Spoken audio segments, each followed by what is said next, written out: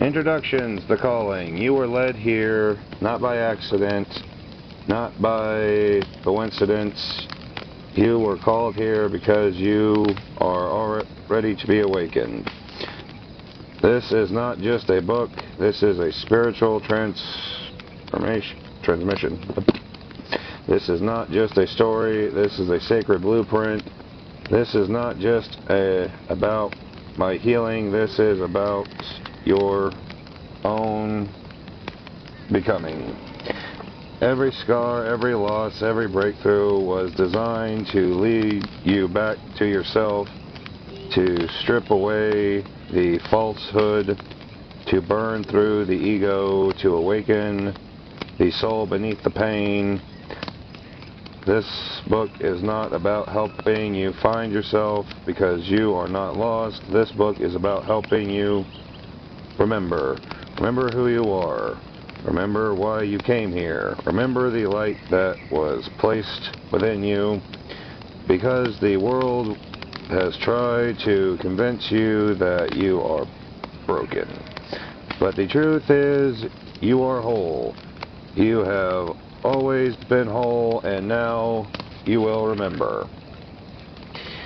There is a darkness that does not just live in the mind, it lives in your bones. It coils in the spaces between your breath,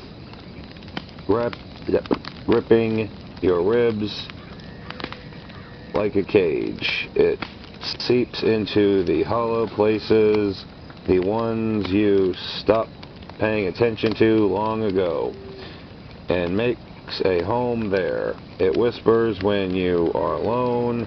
It's quiet enough that you can almost ignore it when the noise of life is loud, but when the world quiets down, when you are lying in bed at night, staring at the ceiling, hoping sleep will take you, that is when it comes for you. Soft at first, then louder, then merciless. Sounds more like tinnitus to me. This is not just sadness, this is not just anger, this is something far deeper. This is the weight of every failure, every disappointment, every broken promise sitting just beneath your skin, simmering, waiting for the right moment to rise. It is knowing that something is not right, but not knowing how to fix it. This is the feeling of being out of place in your own life, like you are walking through someone else's story, reading a script you didn't write. And so you start to play the part. You smile when you are supposed to. You laugh when everyone else is laughing. You say, "I'm good," when someone asks, How are you? You learn how to mimic normal because that is what is expected, but beneath it all, you are unraveling. I remember the exact moment I realized the darkness had taken hold of me. It was not some dramatic event. It was not a grand collapse. It was subtle, like a slow leak in the faucet of my soul. And I was standing in the shower, water pouring down my face, and I could not feel it. Not the heat, not the pressure, not the sensation of water sliding down my skin. I stood there, eyes closed, hands braced against the wall, and realized I could not feel anything. I had become so numb to pain that I had also become numb to life. I had unlocked the world outside. I had locked the world outside so completely that I had locked myself inside. And that terrified me. But that is how the darkness works. It does not come crashing in all at once. It creeps. It infiltrates. It hides beneath the surface while you are busy trying to survive. It convinces you that it is normal, that this is life, that this is just the way it is, the way things are. At first I thought it was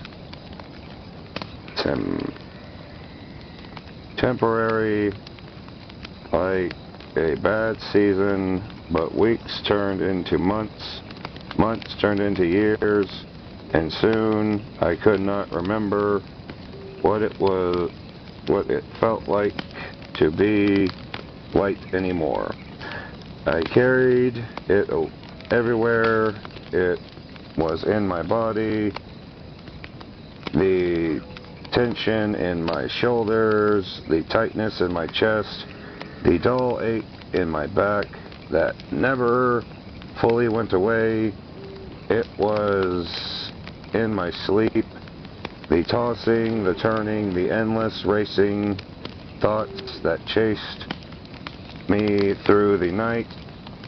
It was in my breath, slowly stained, like I could never fully get enough air. It shows up in my relationships too. It pushed people away without even realizing it. I smiled when I was supposed to, but I never really let anyone in. It was easier that way. Because deep down I believed that that if they got close enough, they would see how broken I really was, and they would leave. And so I hardened myself. I stopped expecting things to work out. I stopped believing that people were meant to stay. I convinced myself that if I expected disappointment, it would not hurt so much when it came. And for a while, that strategy worked until it didn't. Until the weight of holding it all together became too heavy, until the silence became unbearable, until the numbness stopped feeling protective and started to feel like suffocation. Yeah, suffocation. I remember sitting alone in my car one night, engine off, music playing softly, and felt the tears rise in to the surface. But nothing came out. I sat there, heart racing, body tense, and nothing. No tears, no release, just emptiness. I had reached the point where the pain was not even sharp anymore. It was dull, like background noise. You have learned to live with it like a constant ache beneath the surface of your skin.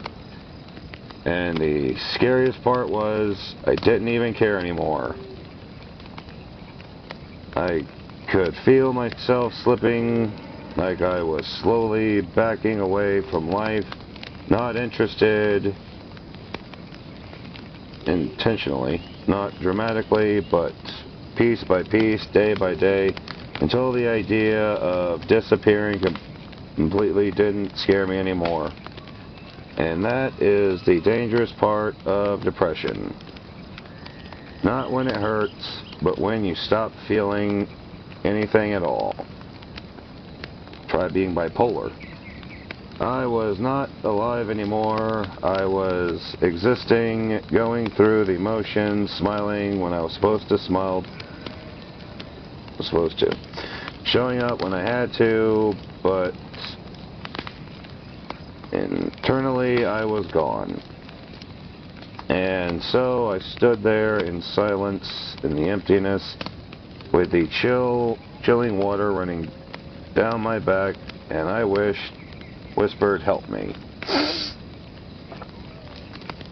Not to anyone in particular, not with any real expectation, but because for the first time I was willing to admit that I could not fix this on my own. I was willing to surrender. I was willing to let someone reach into the darkness and pull me out. I did not know if the help would come.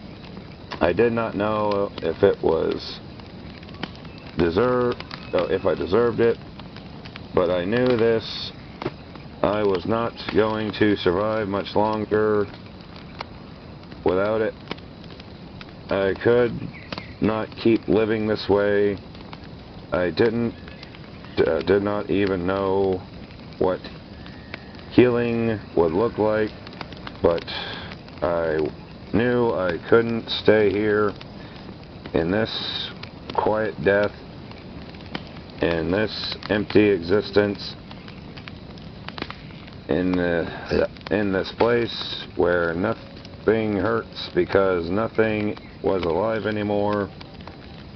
This is where it begins, not with answers, not with healing, not with light, but asking, with the quiet admission that you are lost, you are tired, that you do not know how to save yourself, that you need something greater than you. That was the beginning of my awakening, not into light, but in the moment I finally admitted I couldn't do this anymore. End of Chapter 1. Be starting up Chapter 2 here later. See you next time. Chapter 2. Resisting, Fighting, an Unseen War. You do not wake up one day and decide to heal. No, you wake up and decide to survive. Healing is the afterthought. It is a fantasy you entertain when things are calm. When the noise dies down, you can breathe for a moment, but when you are drowning, when you are waking up every day with the weight of your life crushing your chest, surviving is the only thing that matters. That is where I lived for years, in survival mode. Off topic, my personal favorite mode. Functioning, but not living, numb, but not peaceful, silent, but screaming on the inside. And the thing about survival mode is it works. Yes, it does. For a while, it keeps you moving, it keeps you alive, it gets you through the day, through the week, through the year. It becomes your default setting, staying guarded, staying sharp, stay small, do not expect too much, do not ask for too much, do not expect too much, do not ask for too much, just get through it. But there is a price. Survival mode is a tool, not a home. Agree, disagree. And when you live there too long, it starts to rot you from the inside out. Because survival mode keeps you safe, but it also keeps you stuck. And that is where the resistance begins, because the moment I started thinking about healing, the moment I started even considering the idea of letting my guard down, the walls inside me started to shake. My mind pushed back, my body tightened, the voice of fear screamed louder than ever. What if you let go and it all falls apart? What if you open yourself up and they hurt you? What if you trust and they leave? What if you heal and you lose the only thing holding you together? That is the thought about That is the thing about survival mode. It makes you think the walls are protecting you, but really they are just suffocating you. I know I need to break free, but I knew I could not keep carrying the weight of it all, but the fear of what would happen if I let go was paralyzing. Because even though the pain was heavy, it was familiar. Even though the walls were cold, they were safe. Even though the numbness was hollow, it was predictable. And so the battle began between the part of me that longed for peace and the part of me that was terrified of losing control.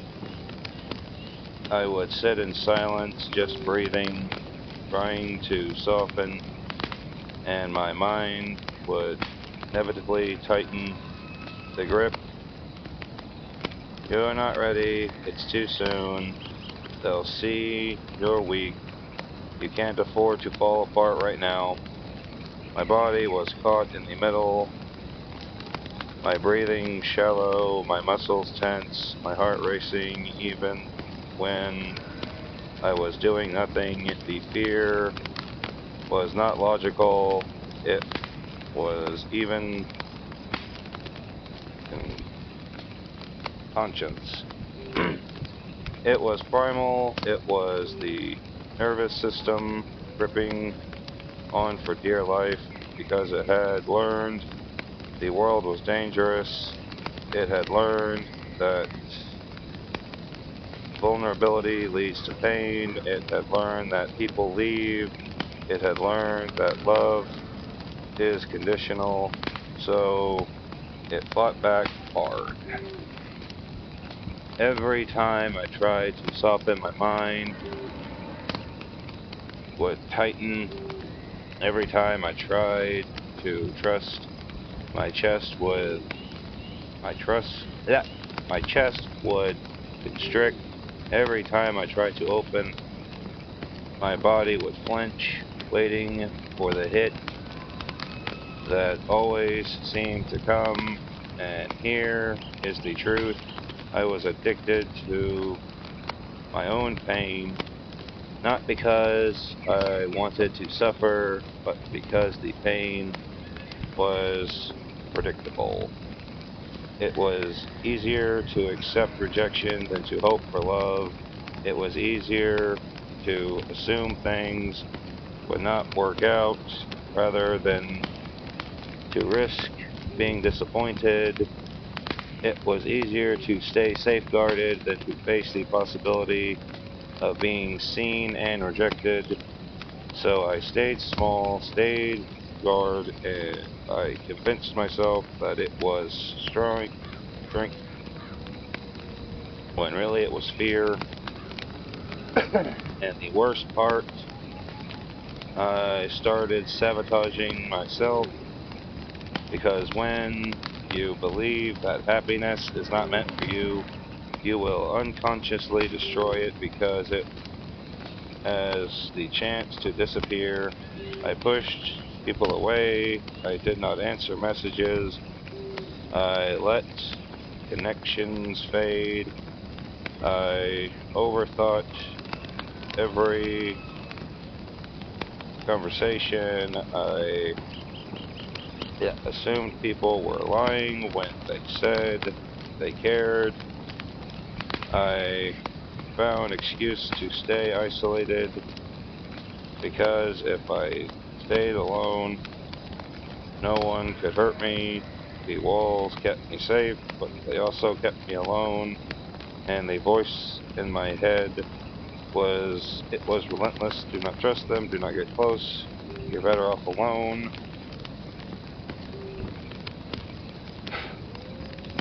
But then the cracks started to show. The survival tactics that used to work started failing. The numbness started feeling protective. I started feeling like suffocating. The walls stopped feeling strong. They started feeling like a prison. The fear stopped feeling necessary. It started feeling like poison, and that was when I realized survival mode was killing me. What once kept me alive was only holding me back from truly living, but I did not know how to stop it. I did not know how to let go. I did not know how to open the door when my whole nervous system was screaming, "It's not safe." I would sit and meditate, trying to breathe, trying to quiet my mind, and the resistance would hit like a brick wall. My chest would tighten, my breath would shorten, my mind would flow with noise. What are you doing? You're going to lose everything. This isn't how you survive. The battle was not between me and the world, but the battle was inside me, between my mind and my heart, between the part of me that longed for peace and the part of me that was terrified of vulnerability. Because healing is not a part because healing is not about feeling better, it is about feeling everything from which you have been running, and that is where the resistance comes in. It is not about letting go of the pain, it is about facing it, sitting in it, letting it rise without trying to run, letting it burn without trying to fix it, letting it break you open, because that is the only way it can leave. And so I sat there breathing through the resistance, letting the fear rise and fall, letting the panic come and go, letting the walls shake without trying to hold them up. Because I knew on the other side of this resistance was freedom, but first I had to survive the breaking. Okay, that's the end of chapter 2. Chapter 3. The breaking point was frustrating, became fire. There is a point in every healing journey where frustration hits like a hammer, hard, relentless, unforgiving. It is not the slow ache of sadness or the sharp sting of regret. No, frustration is wild, is chaotic. It is like a rage that bubbles beneath the surface when you have tried everything and nothing seems to change. It feels like the feeling of running towards the light and hitting a wall over and over again. I know you're a challenge runner. I knew that the wall, well, I built it myself, brick by brick. Years of disappointment, years of betrayal, years of broken trust. Each brick was laid to protect me, to keep me safe, to keep the world out. But now those same bricks were trapping me inside. What once protected me was now suffocating me. I remember the day it all boiled over. I had been really trying to heal. I was meditating. I was journaling. I was reading books and saying prayers, but nothing was changing. The same thoughts kept circling my mind. The same people kept disappointing me. The same pain kept showing up in new disguises. I was frustrated at life, at God, myself. Why isn't this working? Why do I still feel like this? Why does it feel like every time I try to move forward, I get pushed back? I remember sitting in my car, grabbing the steering wheel, tears burning in my eyes, and screaming, not crying, screaming.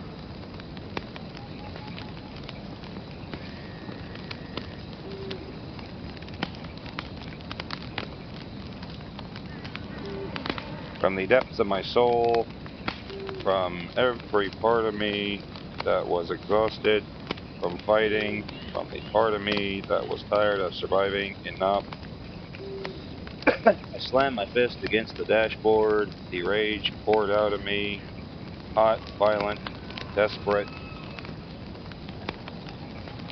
I was so angry because things were not working out. I was angry because I had finally realized the truth. The walls were not going to save me anymore.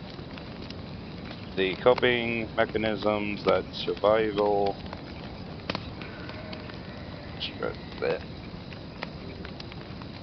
strategies. I think that's what he's trying to say. I think I got a misspelled copy. Holy shit. The guarded heart, it was not enough anymore because you cannot heal when you are still trying to control the outcome.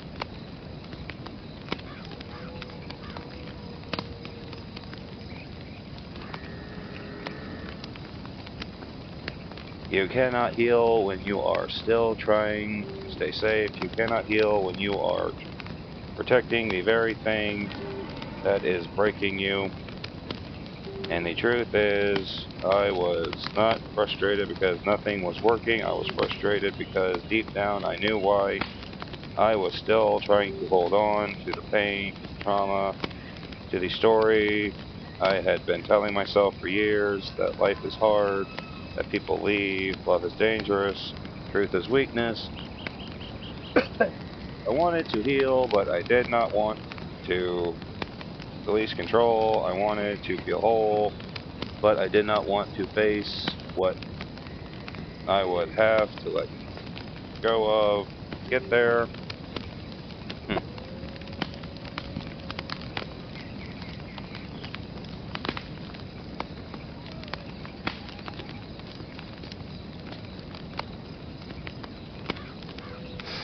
I was clinging to the lie because the truth felt too heavy, because the truth meant admitting that some of the people I loved were never going to change, because the truth meant admitting that some of the things I lost were never meant to stay, because the truth meant admitting that some of the wounds I carry were never going to be justified.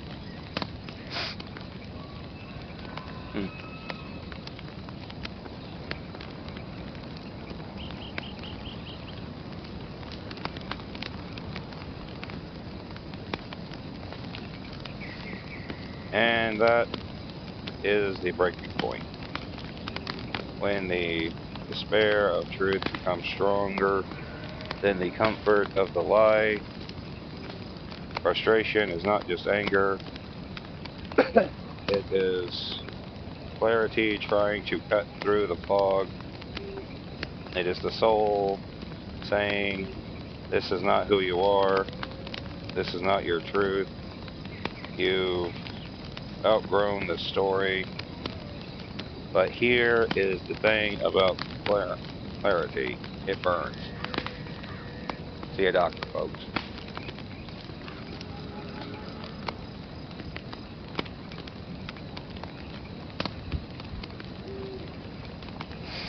It strips away the illusion, tears down the walls you built to keep yourself safe. It exposes the lies you've told yourself to survive, and it hurts like hell.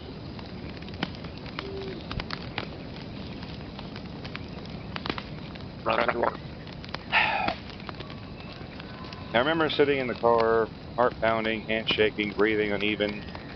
and feeling it happen, the shift, the correct in the armor, the page that refused to turn, the quiet, voice breathing, the rage, whispering, let it go. I want to make a Frozen reference right now, but I must be strong. And I did not want to, because if I let go, it would stop protecting myself. What would be left of me?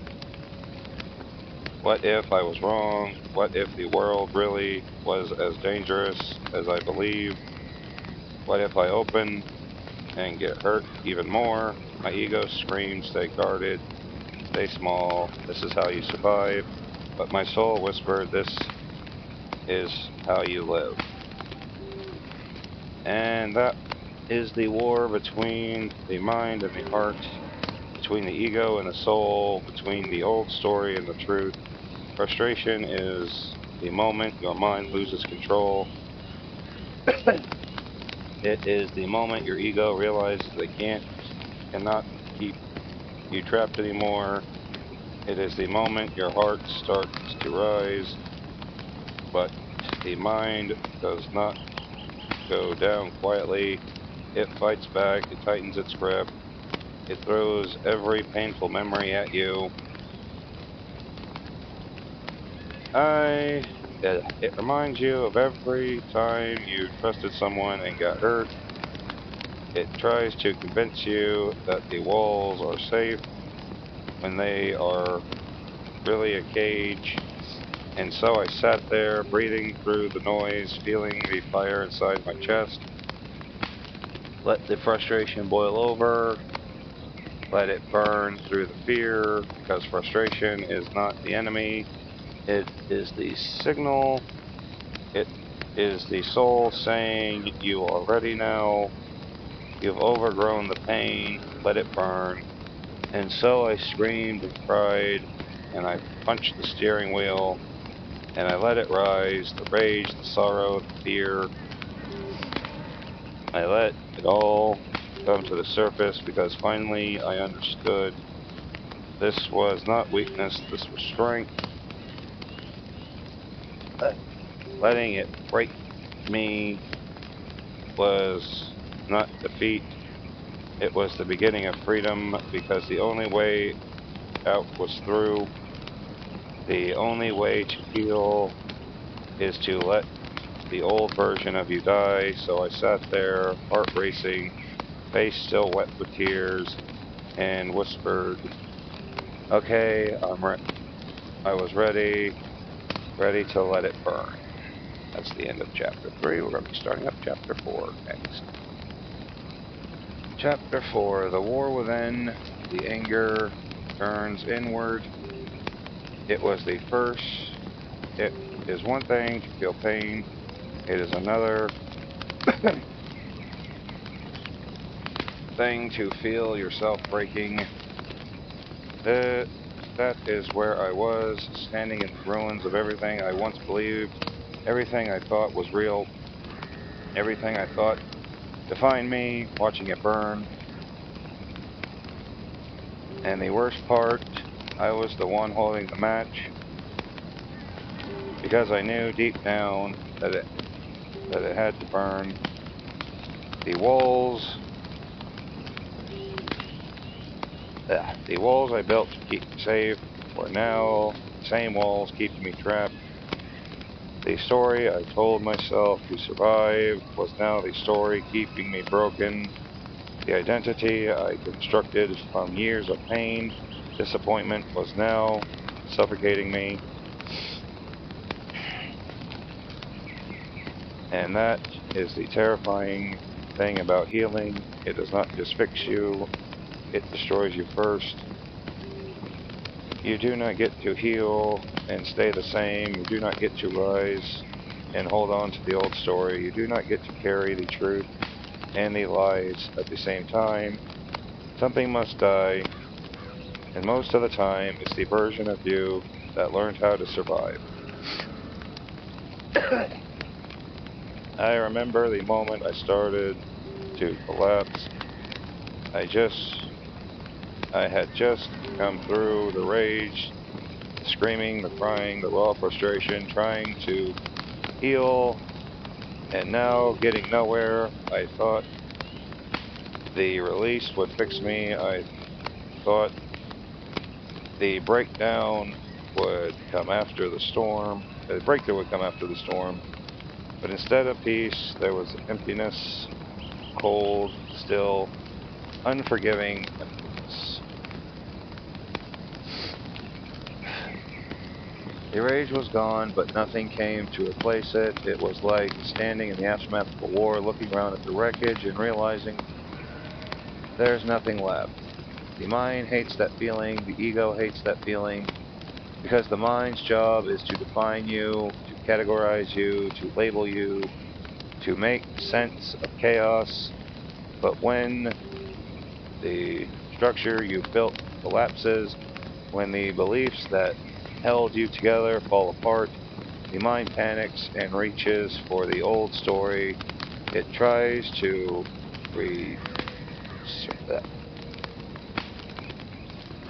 resurrect the familiar pain, because the pain felt safer than emptiness. Who are you without the struggle? Who are you without what are you without the struggle? Who are you without the trauma? What if the emptiness never goes away? I could feel the war breaking out inside me. My heart finally quieted. My mind screamed louder than ever. The ego was fighting for its life, because when the mind loses control, when the story dissolves, when the pain is no longer defines you, the ego has nothing to cling to, and so it fights back hard. It starts pulling at old wounds, memories I thought I'd healed, rejections I thought I had processed, fears I thought I had buried. It told me I was lost, that I had made a mistake, that I was breaking, not healing. What if this isn't healing? What if this is falling apart? What if you're wrong? What if you let go and there's nothing left? The mind can't stand emptiness. It wants answers. It wants patterns. It wants control. But the soul knows that emptiness is scared. The stillness is not death, it's rebirth. The silence is not emptiness, it is the space where the divine steps in. And that is the war between the mind and the soul, between the ego's need to control and the heart's need for surrender? Yeah, that's surrender. And the ego does not want to go down without a fight. It throws every weapon it has: self-doubt, fear, guilt, shame, anger, regret. It convinces you that healing is weakness, that surrender is failure, that peace is dangerous.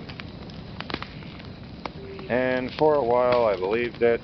I started pulling at old patterns.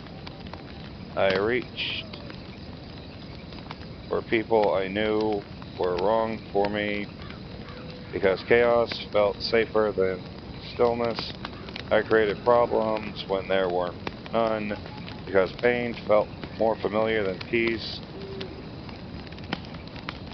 I almost sabotaged my own healing because I did not know who I was without the struggle, because without pain, without the story, without the identity I had built from the ashes of my trauma, who was I? Yoda. You're Yoda. We've established this.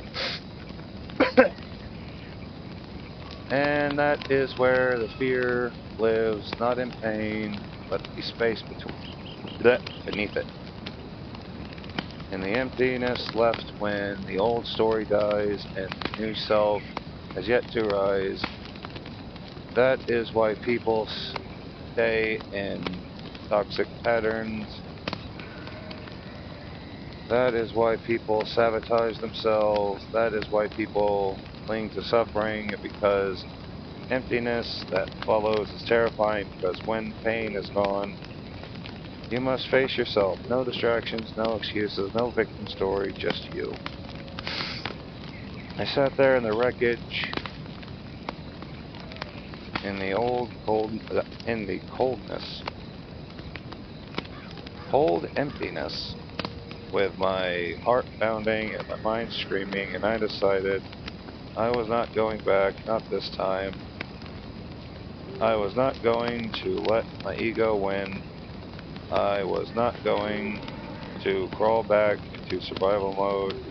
I was not going to let fear pull me down, because I finally understood the ego dies before the soul rises. The breaking was not a failure. The emptiness was not a mistake. The sadness was not death. It was rebirth. And the only way to rise was to let it die. So I stood there, heart racing, breath shaking, and whispered, "Take it, burn it, strip it away, all of it." And I let it burn, because the truth, the old self had to die before the new one could be born. And that's the end of chapter 4. We'll be starting up chapter 5.